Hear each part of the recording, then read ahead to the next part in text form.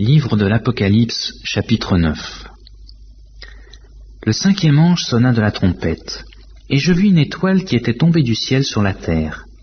La clé du puits de l'abîme lui fut donnée, et elle ouvrit le puits de l'abîme. Et il monta du puits une fumée, comme la fumée d'une grande fournaise. Et le soleil et l'air furent obscurcis par la fumée du puits. De la fumée sortirent des sauterelles, qui se répandirent sur la terre. Et il leur fut donné un pouvoir, comme le pouvoir qu'ont les scorpions de la terre. Il leur fut dit de ne point faire de mal à l'herbe de la terre, ni à aucune verdure, ni à aucun arbre, mais seulement aux hommes qui n'avaient pas le sceau de Dieu sur le front. Il leur fut donné non de les tuer, mais de les tourmenter pendant 5 mois. Et le tourment qu'elles causaient était comme le tourment que cause le scorpion quand il pique un homme. En ces jours-là, les hommes chercheront la mort et ils ne la trouveront pas. Ils désireront mourir et la mort fuira loin d'eux. Ces sauterelles ressemblaient à des chevaux préparés pour le combat. Il y avait sur leur tête comme des couronnes semblables à de l'or, et leurs visages étaient comme des visages d'hommes. Elles avaient des cheveux comme des cheveux de femmes, et leurs dents étaient comme des dents de lion. Elles avaient des cuirasses comme des cuirasses de fer, et le bruit de leurs ailes était comme un bruit de char à plusieurs chevaux qui courent au combat. Elles avaient des queues semblables à des scorpions, et des aiguillons, et c'est dans leur queue qu'était le pouvoir de faire du mal aux hommes pendant 5 mois.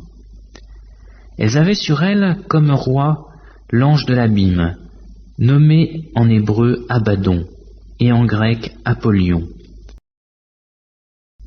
Le premier malheur est passé.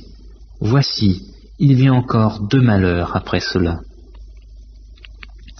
Le 6e ange sonna de la trompette. Et j'entendis une voix venant des 4 cornes de l'autel d'or qui est devant Dieu, et disant au 6e ange qui avait la trompette, « Délie les 4 anges qui sont liés sur le grand fleuve Euphrate. » Et les 4 anges qui étaient prêts pour l'heure, le jour, le mois et l'année, furent déliés afin qu'ils tuassent le tiers des hommes. Le nombre des cavaliers de l'armée était de 2 myriades de myriades. J'en entendis le nombre. Et ainsi je vis les chevaux dans la vision, et ceux qui les montaient, ayant des cuirasses couleur de feu, d'hyacinthe et de soufre. Les têtes des chevaux étaient comme des têtes de lions, et de leur bouche il sortait du feu, de la fumée et du soufre.